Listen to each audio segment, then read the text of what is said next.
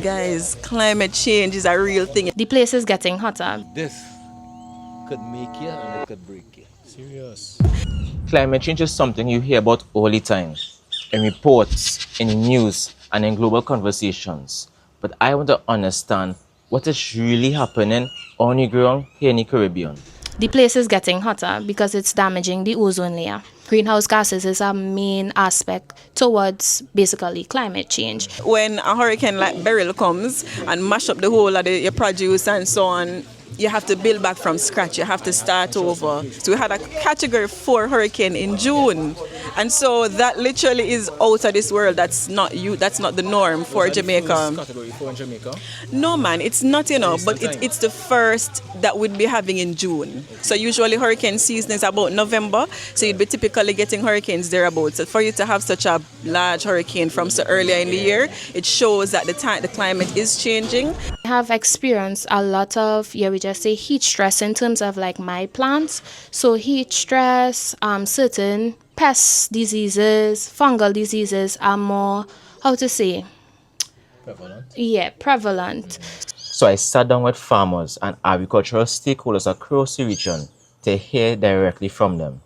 Not just the theory, but their lived experiences. Due to like climate change and the climatic effects of rainfall, the tomato seems to not really be doing quite well, but it could be an easy fix once basically you raise the bed so that the water is not captured into the soil and it could have proper runoff. And 2, by spraying it with a systemic fungicide, preferably Serenade. So what systemic means is that it goes straight into the roots and over a period of time, it penetrates throughout the plant. When it is, you don't use the recommended chemicals. Yeah. You see, like if they have an adverse effect.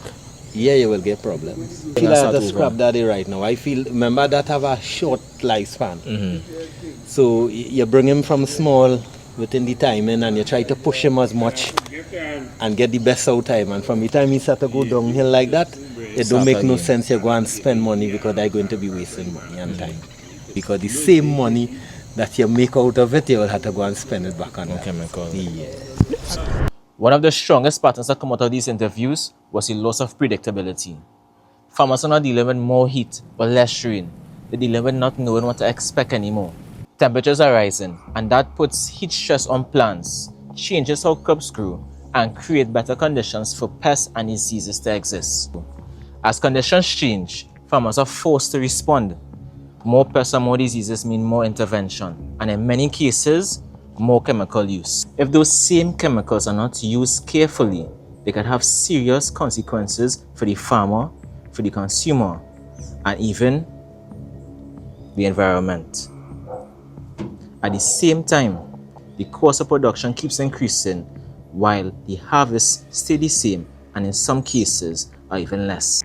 What this all leads back to is pressure, higher input costs, more risk, and fewer returns at harvest time. For many farmers, this means working harder for similar returns or in some cases even less. But it also means something. There is a growing awareness that climate change is real. It's happening now.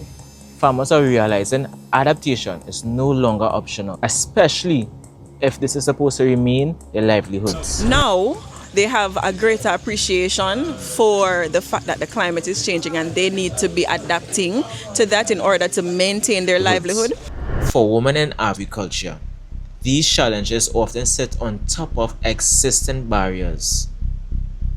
Access to land, financing, and something as simple as support often comes with challenges. People have the tendency to be like, you're undereducated or you're not qualified. I've faced all of those criticisms, and a mature person made a comment like, you're too young to be pursuing agriculture or you're too educated. Challenges that they would face. First of all, in terms of going out there, being taken seriously. As a farmer, people may not always see them as being knowledgeable enough. They may have issues acquiring land and so on. Even if they get the land, it's sometimes a challenge for them in terms of acquiring capital. But basically, sometimes I find it's being taken seriously as a farmer. They go to the garden shop sometimes and they may not be looked at upon as a serious farmer when requesting maybe pesticides or fertilizer application, things like that. So that is a challenge I find females would tend to face in farming. Frankly, the simple key message that I want to push is that agriculture is honorable. Agriculture is important. It's important for us. It's important for the country. Without food, there would be no life. All right? We need plants, we need animals, we need livestock.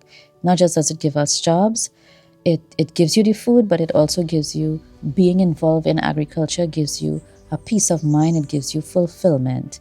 And if we can really and truly develop programs to have more of our youths, more of our young ladies, more of our women involved, they can earn an income so they can be a valuable contributor to the household and go on to be businesswomen and leaders later on.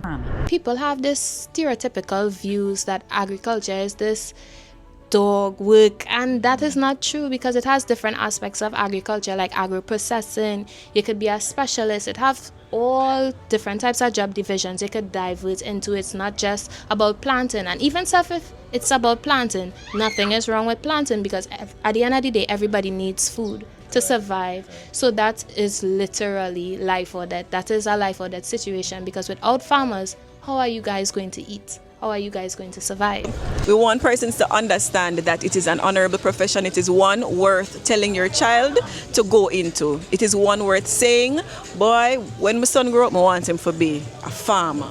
Right? We also want persons to remember that agriculture is more than just tilling the soil itself. It's about the science, it's about the business part of it, it's about irrigation, it's about engineering, it's innovation, right? And so when you're young and you're bright and you're ambitious, the only thing for you to do is for go on in agriculture.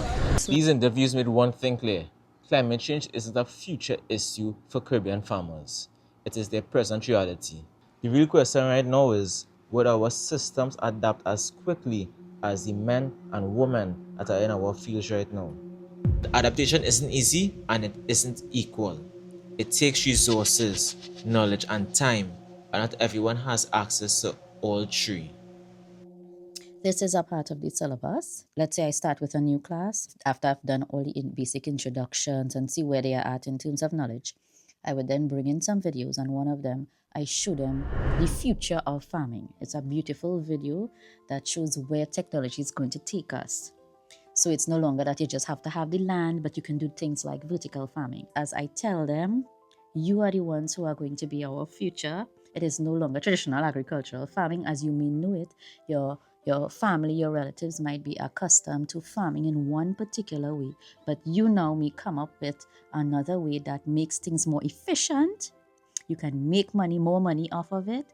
You do not have to be there all the time, but you can be in control of everything.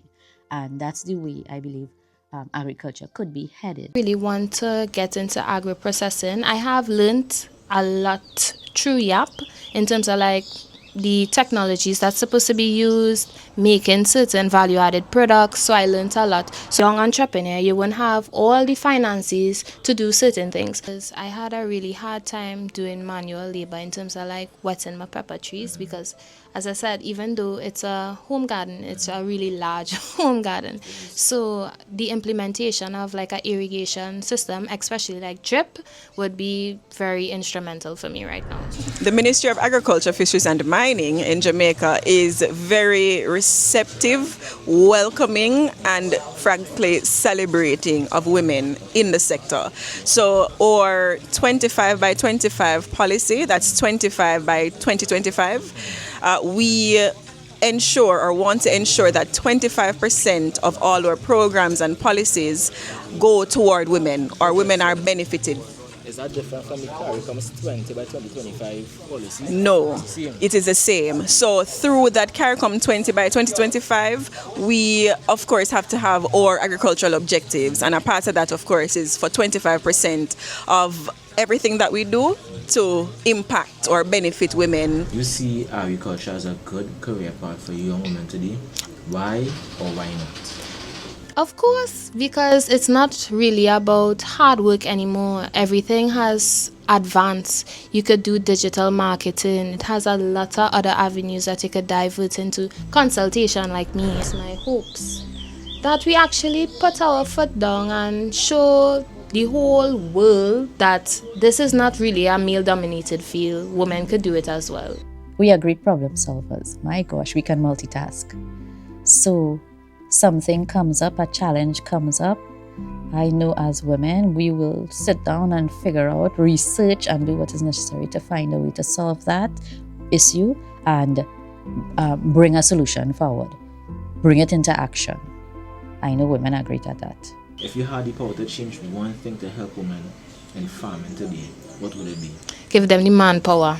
We have the strength, the physical fitness like that. All they done that already. Brains and fitness, no competition.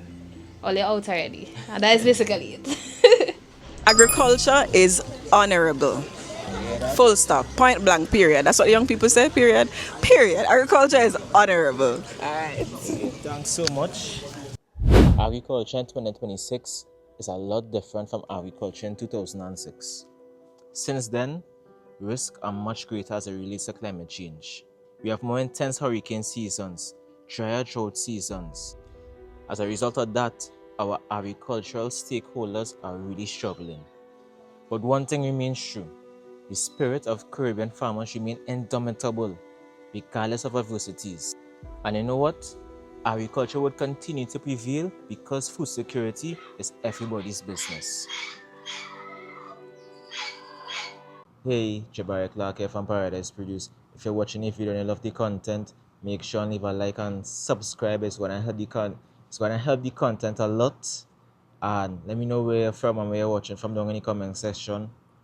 If you're interested in learning more about agri-entrepreneurship and becoming an agri-entrepreneur, press the link in the description below and it will take you to the Diary of an Agri-Entrepreneur.